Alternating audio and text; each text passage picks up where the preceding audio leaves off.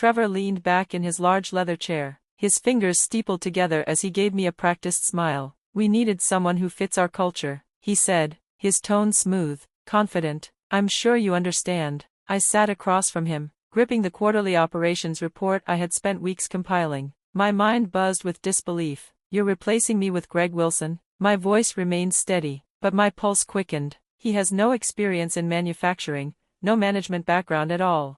Trevor straightened his designer tie, barely suppressing the smirk tugging at the corners of his mouth. "Greg brings fresh perspectives. Northwest Timber Products is evolving. We need leadership that aligns with our new direction."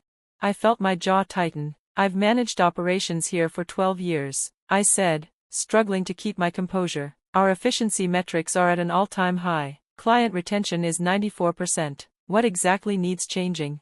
Trevor tilted his head slightly, as if pondering my words, but his eyes had the distant look of someone who had already made up his mind long before this conversation. "Clara, this isn't about your performance. You're excellent at what you do, but Greg and I share a vision for the company's future that's more dynamic."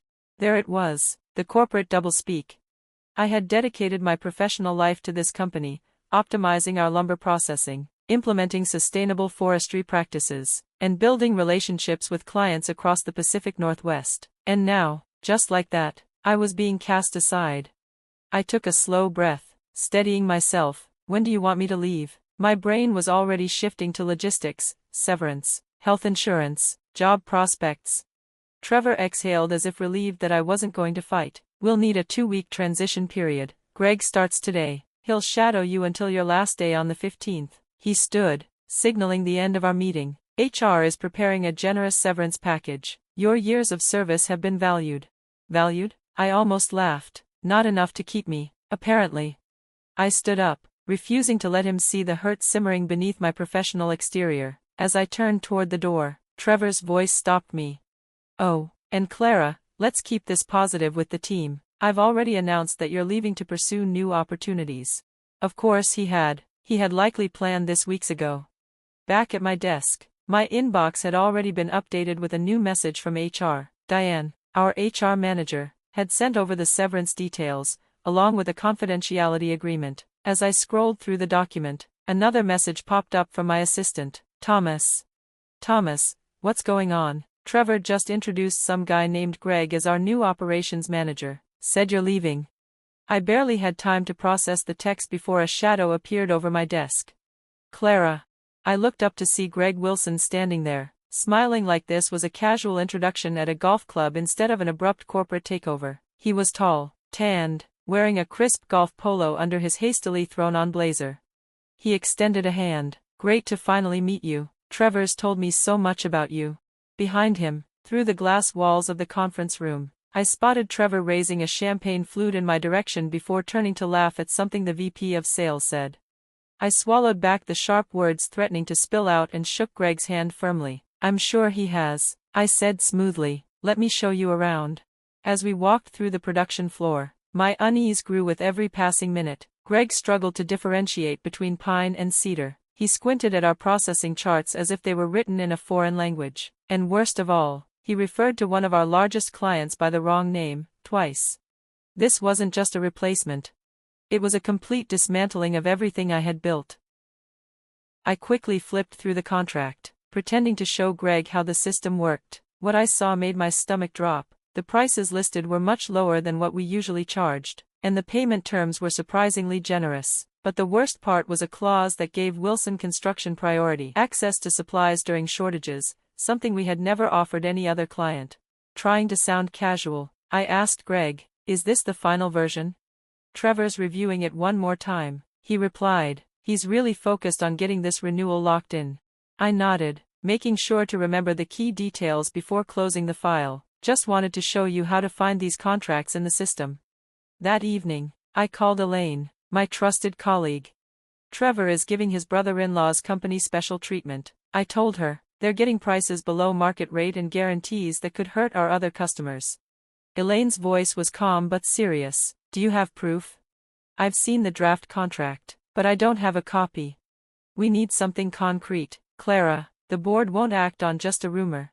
I hesitated, then took a deep breath. "I think there's more to this. Greg mentioned an outsourcing plan. And I have a feeling it's connected. If Trevor is shifting resources to companies he favors while cutting jobs in our own company, this could be bigger than just one bad contract. It could put our whole business at risk. Elaine was quiet for a moment, then she said, "If that's true, the board absolutely needs to know." The next morning, Trevor called me into his office. His expression was cold and unreadable. "I've been informed that you've been looking at files that aren't part of your transition duties," he said bluntly. "Since you seem unwilling to support the changes we're making, we've decided to end your employment immediately instead of letting you finish your 2-week transition period." I met his gaze calmly. "On what grounds?" "It's at-will employment, Clara. We don't need a reason, but if you want one, I could say you breached confidentiality or refused to follow company directives." I understood exactly what he was doing. "And the severance package?" I asked. "It's still available, if you sign today," Trevor said, sliding a document across the desk, "with one small addition, a non-disparagement clause." I picked up the contract but didn't react. This was a calculated move. Trevor wanted to buy my silence before the board meeting. He was afraid of what I might reveal. What he didn't know was that I had already made my choice. "I'll need time to review the changes," I said, not giving anything away. "Today, Clara, I need your answer and signature before the end of the day." I nodded as if considering it, then walked back to my office, only to find Greg standing there, rifling through my files. "Just getting familiar with everything," he said smoothly, showing no shame, "since your departure seems to be happening sooner than expected." I refused to let him rattle me. "Take whatever you need," I said, calmly starting to pack my things, "but you might want to actually read our sustainability protocols before your meeting with the environmental compliance team this afternoon." Greg frowned. "What meeting?" I smiled slightly. "It's on the operations calendar. They'll expect you to explain the changes in our replanting schedule and carbon offset calculations." His face went pale. He had no idea what I was talking about. Without another word, he rushed out, probably to find Trevor. The moment he was gone, I turned to Thomas, a co-worker I trusted. "I need your help," I said quietly, "but it might put you in a tough position." Thomas didn't even hesitate. "What do you need?" "I need access to the shared drive for 1 hour, and I need copies of the consultant proposal Trevor has been working on, the outsourcing plan." He surprised me by reaching into his pocket and pulling out a flash drive. "I already saved everything," he said. "Trevor had me print the documents yesterday. I kept a copy. It's all here, the outsourcing details, the pricing changes, everything."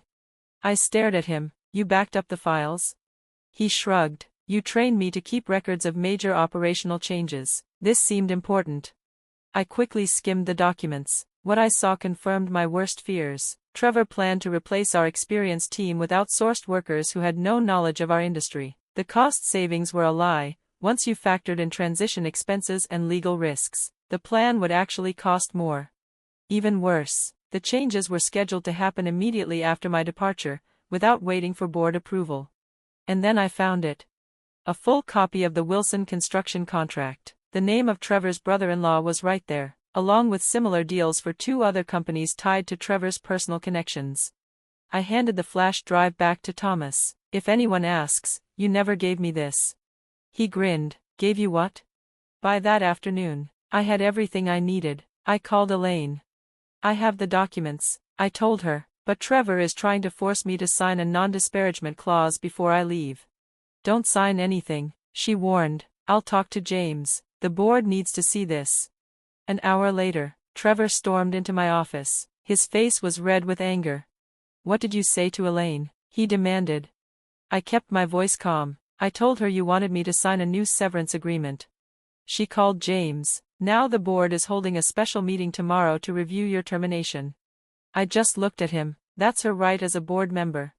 Trevor leaned over my desk. "Sign the agreement now, Clara. Walk away with your severance. If you push this further, I'll make sure you never work in this industry again." It was a real threat. My reputation was at stake. I could take the money and stay quiet, or I could fight.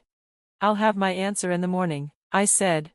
That night, I prepared everything, every contract, every misleading number, every lie. I organized my findings so the board could see exactly how Trevor had manipulated the system. But when I arrived the next morning, security stopped me. "I'm sorry, Miss Novak, your access has been revoked." Trevor had made his move. And then I heard a voice behind me. Miss Novak? I turned to see James Werner, the board chair. Elaine mentioned you might have trouble getting inside, he said. Then he nodded at the guard. She's with me. Inside the boardroom, Trevor looked confident, until I started speaking.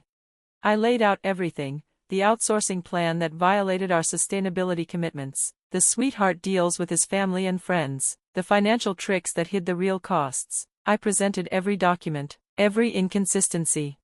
By the time I was done, the room was silent. James turned to Trevor. Did you approve these changes without the board's consent? Trevor tried to talk his way out of it, but the documents spoke louder than his excuses. 3 hours later, the board made their decision. Trevor was fired immediately. The outsourcing plan was cancelled. Greg was removed from consideration for my position, and the unfair contracts were voided. James turned to me. Clara, we'd like you to stay. I thought about it, but in the past 2 weeks, I had received other offers, one that was a significant step up. I appreciate it, I said, but I think it's time for something new. 2 weeks later, I started a new job as an operations director at a sustainable building materials company. Several of my old colleagues joined me soon after. Northwest Timber Products survived, and they did so by sticking to the values I had fought for. Because sometimes, the real victory isn't in what you say when you're shown the door, but in what you do after you walk through it.